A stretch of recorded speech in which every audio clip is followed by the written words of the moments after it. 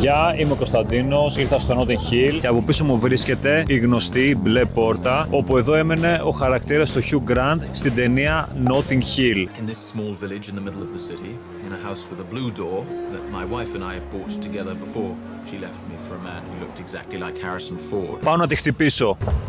Άνοιξε. Hi. Στην ταινία, ο Hugh ήταν ιδιοκτήτης βιβλιοπωλείου και αυτό είναι το βιβλιοπωλείο, το οποίο είναι τουριστική ατραξιόν. This was the day that was going to change my life forever. This is work, by the way, my little travel bookshop. Do you have any books by Dickens? No, I'm afraid we're a travel bookshop. We only sell travel books. Εδώ γυρίστηκαν σκηνές για την ταινία, αλλά δεν ήταν από την αρχή βιβλιοπωλείο, αλλά μαγαζί με αντίκες, το οποίο πήρε έμπνευση από αυτό το βιβλιοπωλείο που όντως είναι βιβλιοπωλείο. Ύστερα πήγα μια βόλτα στο Portobello Market, το οποίο όχι, δεν είναι μια απλή λαϊκή, αλλά το καλύτερο street market για να κάνεις την πολύ ωραία βόλτα σου και τα οικονομικά σου ψώνια. Νομίζατε ότι θα σας άφηνα έτσι και θα σας έδειχνα μόνο που γυρίστηκαν ταινίες? Εννοείται πως όχι, γιατί θα σας δείξω που γυρίστηκαν και σειρές. Και ακριβώς από πίσω μου γυρίστηκε επεισόδιο για τη σειρά Sherlock και πιο συγκεκριμένα για το επεισόδιο The Blind Banker, όπου ένας δείχνει στο Sherlock κάτι πράγματα πάνω στους τοίχους.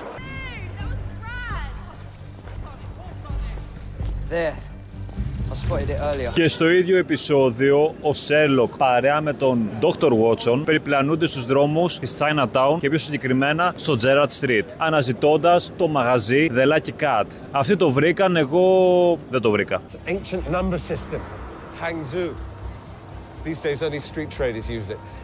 Those were numbers written on the wall at the bank. Σε μία από τις αγαπημένες μου σειρές όλων των εποχών, το Doctor Who, και συγκεκριμένα στο επεισόδιο The Bells of St. John, εμφανίζεται το πανέμορφο South Bank, όπου ο Doctor προσγειώνει το TARDIS σε αυτή την πανέμορφη περιοχή του Λονδίνου.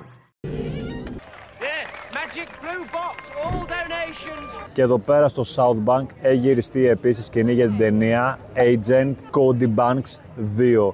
Destination London, με τους πρωταγωνιστές μας, τον Frankie Muniz και τον Anthony Anderson, να περπατάνε και να μιλάνε. That's right.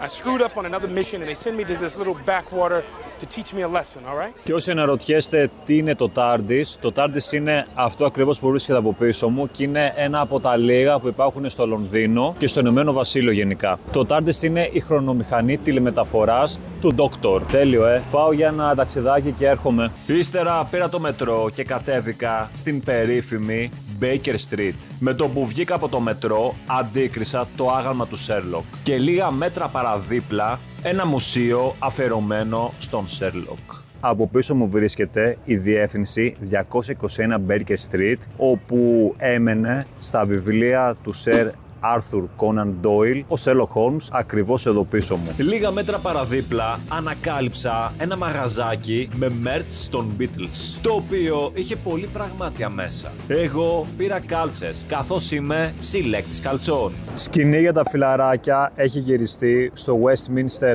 Abbey με τον Joy να καταδιώκει τον Chandler με την κάμερά του. Westminster Abbey! Hands down, best Abbey I ever seen.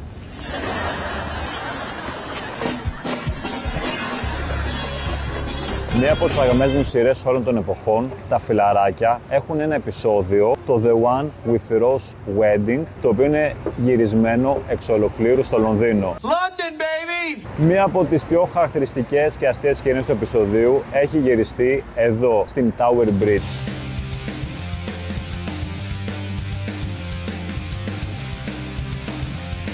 Η ομορφότερη και πιο κομψή γέφυρα του Λονδίνου είναι η Tower Bridge. Πέτρινη κατασκευή που μοιάζει με κάστρο.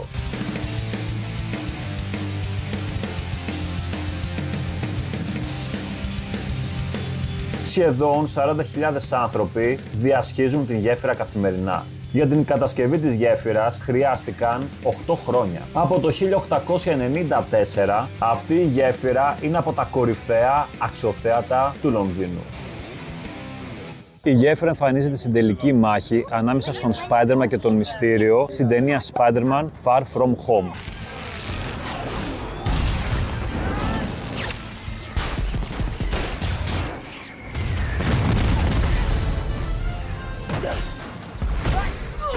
Είμαι μεγάλος φαν των Muppets. Έχω δει όλες τις ταινίες. Και η ταινία The Great Muppet Caper έχει γυριστεί και στο Λονδίνο. Και η γέφυρα εμφανίζεται στην ταινία. Η γέφυρα εμφανίζεται επίσης στο sequel της Independence Day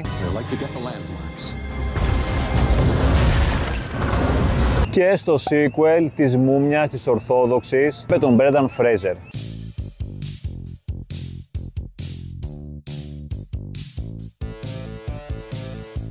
Αυτό ήταν, παιδιά. Ήμουν ο Κωνσταντίνος, χάρηκα. Μπορείτε να μου γράψετε από κάτω τι σας άρεσε περισσότερο από αυτό το βίντεο, ένα like και subscribe στο κανάλι μου. Τα λέμε στο επόμενο βίντεο. Bye!